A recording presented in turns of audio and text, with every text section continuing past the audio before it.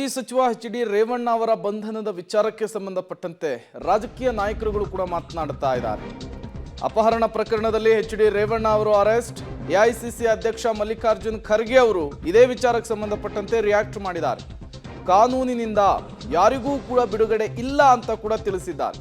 ಈ ಪ್ರಕರಣದಲ್ಲಿ ನಾವು ರಾಜಕೀಯವನ್ನ ಮಾಡ್ತಾ ಇಲ್ಲ. ಮಲ್ಲಿಕಾರ್ಜುನ್ ಖರ್ಗೆ ಅವರ ಮಾತಿದು. ಪ್ರಕರಣದಲ್ಲಿ ಕಾನೂನಿನ ಪ್ರಕಾರ ಏನು ಕ್ರಮವನ್ನ ತೆಗೆದುಕೊಳ್ಳಬೇಕು ಅದನ್ನ ಕೈಗೊಳ್ತಾರೆ. ರೇವಣ್ಣ ಬಂಧನ ಆಗಿದೆ, ನೊಂದ ಕುಟುಂಬಗಳಿಗೆ ನ್ಯಾಯ ಸಿಗಬೇಕು ಅಷ್ಟೇ. ಯಾರು ಇಂತಹ ಕೆಲಸವನ್ನ ಮಾಡ್ತಾರೋ ಅಂಥವರಿಗೆ ಬುದ್ಧಿ ಬರಬೇಕು ಈ ಪ್ರಕರಣದಿಂದ. ಕಲಬುರಗಿಯಲ್ಲಿ ಎಐಸಿಸಿ ಅಧ್ಯಕ್ಷ ಮಲ್ಲಿಕಾರ್ಜುನ್ ಖರ್ಗೆ ಅವರು ಪ್ರಜ್ವಲ್ ಎಚ್.ಡಿ. ರೇವಣ್ಣ ಅವರ ಬಂಧನದ ವಿಚಾರಕ್ಕೆ ಸಂಬಂಧಪಟ್ಟಂತೆ ಮಾತನಾಡಿದ್ದು ಹೀಗೆ. ಕಾನೂನು ಪ್ರಕಾರ ಕ್ರಮ ಕೈಗೊಳ್ತಾರೆ. SIT ಈಗಾಗಲೇ ಕೂತಿದೆ. ಆ SITದವರು ರೂಲ್ಸ್ ಪ್ರಕಾರ ಏನು ಮಾಡ್ತಾರೋ ಅದನ್ನು ಅವ್ರಿಗೆ ಬಿಟ್ಟಿದ್ದು. ಒಂದು ಸಾರಿ law will take its own course.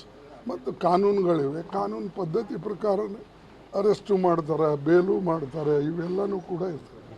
ಅದಕ್ಕಾಗಿ ಈಗ ಒಂದು ಮಾಡಿದ್ದಾರೆ, ಮುಂದೆ ನ್ಯಾಯ ಸಿಗಬೇಕನ್ನೋದೇ ಇಂಪಾರ್ಟೆಂಟ್.